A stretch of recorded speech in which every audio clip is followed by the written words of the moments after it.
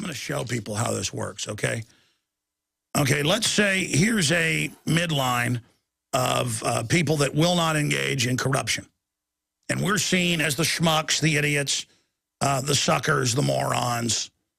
You know, the hardworking people are seen as idiots by the corrupt. We're seen as marks. We're seen as basically cannon fodder. But it's a step-up process. Those that are a little corrupt, you know, they think it's not going to hurt anything. And then there are those above them that do, you know, engage in a little bit more corruption. It's kind of stairs leading upwards or downwards. And at each level, though,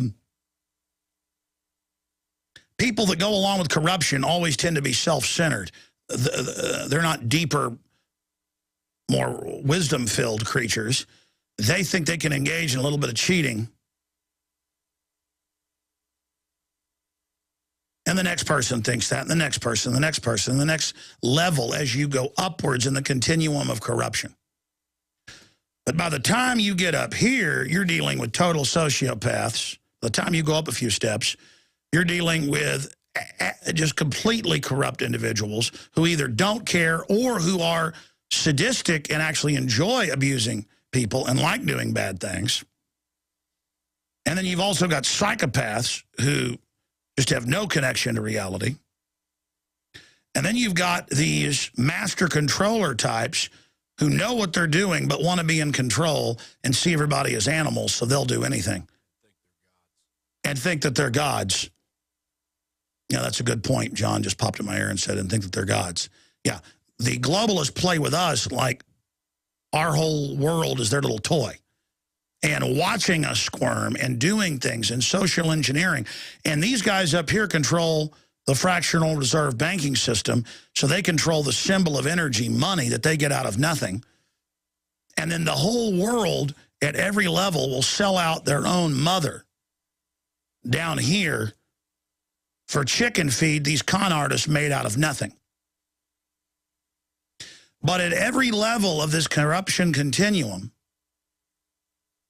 it's got all these tentacles, you know, going down, sucking off the general population.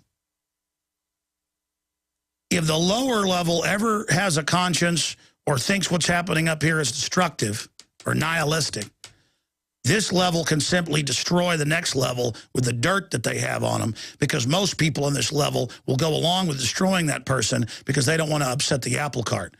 And it's the same at every level right down the line. So what this creates is an acceleration of corruption, because the most devious, manipulative, and ruthless will automatically ascend this continuum of evil. And no one in the lower levels can say no to people in the higher levels as they escalate the corruption, because they're all in on it. And of course, what does this create? It creates a society of pure death.